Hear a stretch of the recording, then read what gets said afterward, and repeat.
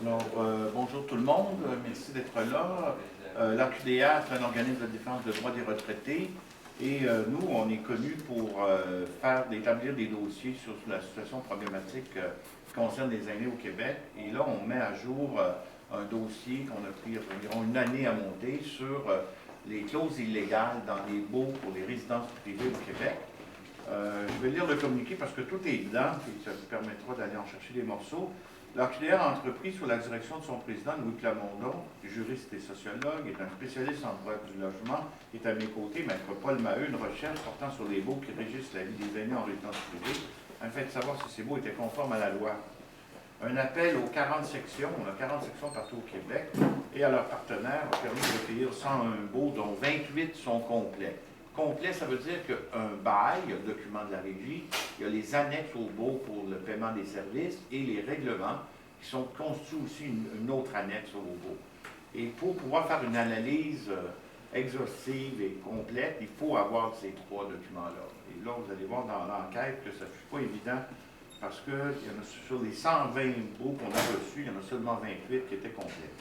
Les baux en résidence privée ont une particularité. Ils s'accompagnent de règlements où le locataire précise certaines conditions qu'ils doivent respecter les locataires et ses résidents pour se conformer aux exigences du propriétaire. Première irrégularité, une grande majorité des résidents ne disposent pas de copie de ces règlements, probablement parce que le gestionnaire n'en avait pas remis copie au moment de la signature du bail. Donc, il sort le règlement seulement quand il en a besoin, le propriétaire. Alors, ce règlement, il existe pour lui. Alors, les gens, en général, n'ont pas le règlement. Ces 28 baux complets représentent un nombre considérable de logements, plus de 38 394, parce que c'est typique du réseau d'hébergement de résidences pour aînés, c'est que les résidences appartiennent à des réseaux qui cumulent, vous allez le voir dans l'étude, jusqu'à 9000 unités de logement. Le réseau Chartwell, qui est une fusion de différents Chartwell avec Allegro et Monaco et tous ces groupes-là. Alors, lui, il cumule 9000 logements. Vous voyez, c'est immense. Chaque grand réseau cumule, il y en a une dizaine à peu près, cumule des milliers de résidents. En effet, en comparant les baux des résidences de différence appartenant à un même réseau, les chercheurs sont arrivés à la conclusion que pour un même réseau, les baux étaient similaires, voire identiques. Évidemment, nous, on a regardé les baux qu'on avait, on vérifiait avec le bail d'un même réseau de résidence, on voyait qu'effectivement, les mêmes caractéristiques se retrouvaient dans le même réseau. Déjà en 2011, la professeure Annick Grégoire de l'Université de Montréal, dans une étude comparable publiée dans la revue du barreau, visant 13 baux et 19 000 logements, concluait, la professeure Grégoire, tous les baux complets étudiés contenaient au moins une et souvent plusieurs dispositions illégales. Cela nous amène aussi à conclure à une apparente insuffisance des dispositions normatives régissant ces baux et des contrôles étatiques permettant d'assurer le respect des normes. Déjà en 2011. Là, il n'y a pas eu aucune... Nous, on avait fait des interventions à l'époque, et puis on n'avait pas eu de réaction du ministère de la Santé et des Services sociaux qui s'occupe de la certification des résidents. Puis à l'époque, il y avait le ministre des Aînés. Silence radio sur ces questions-là. Alors, on a dit, on va faire le travail parce que la professeure n'est pas là pour... pas un professeur, pas un organisme de défense des droits. Donc, on dit, on va le faire. On va refaire l'étude, mais on va élargir l'étude. La validité des deux recherches est renforcée par le fait que ces deux échantillons distincts de résidence en sont la source. Alors, un seul bail est commun aux deux études. C'est le manuel du promo. Ces deux recherches regroupent donc 40 baux et représentent un total de 57 000 unités de logement, soit près de 50% du marché.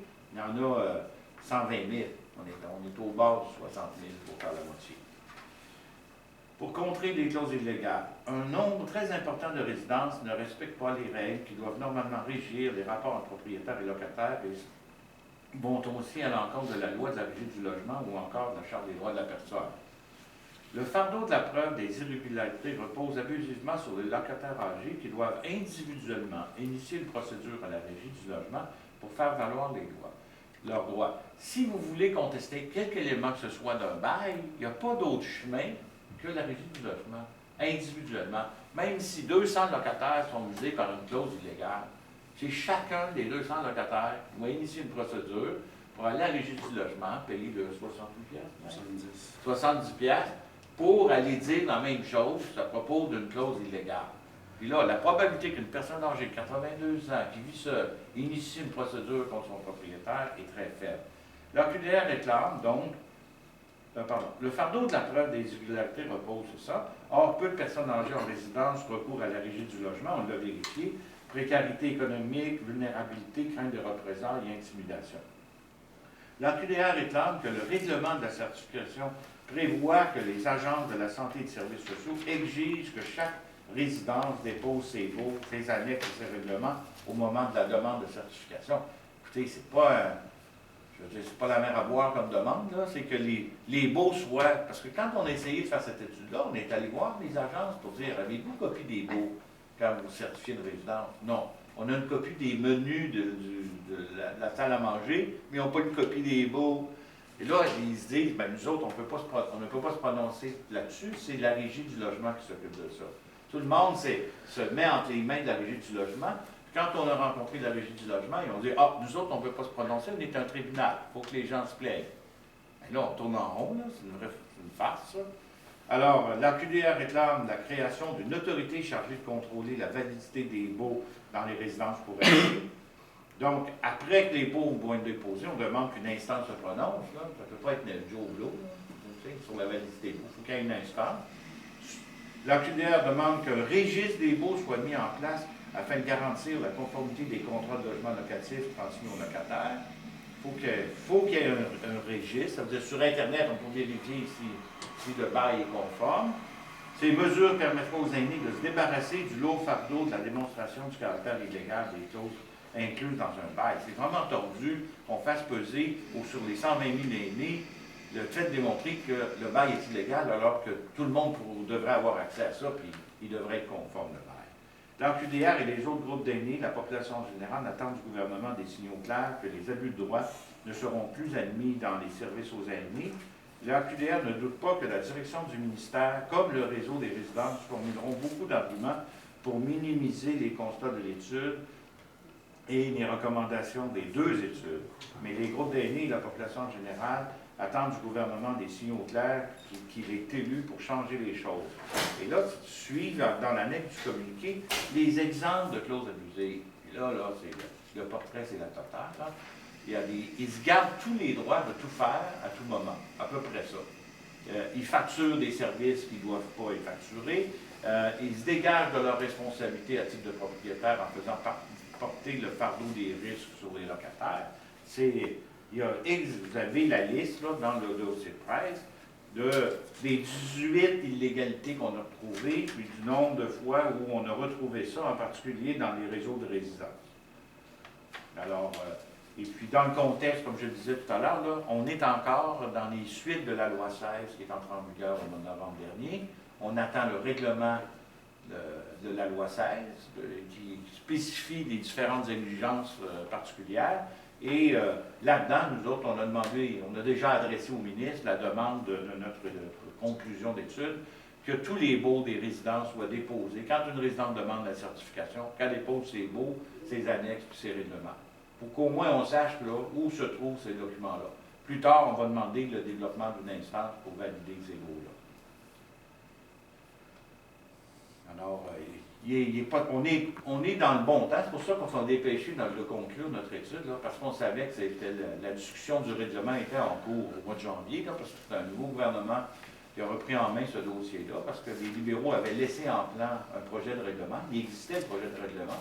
Il avait été publié. On avait fait des commentaires, puis quand le PQ est arrivé au pouvoir, il a gelé le processus de règlement. Il a recommencé l'étude de règlement.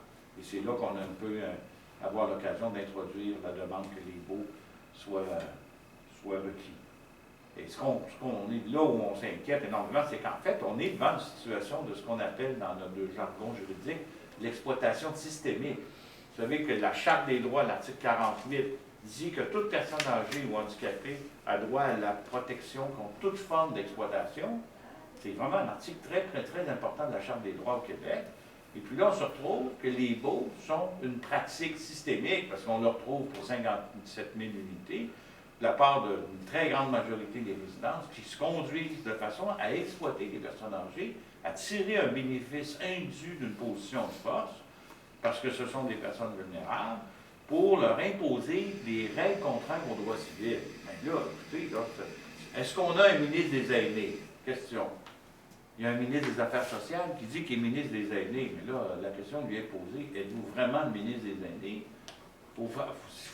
S'il y a un ministre des Aînés, il va corriger la situation. On est en...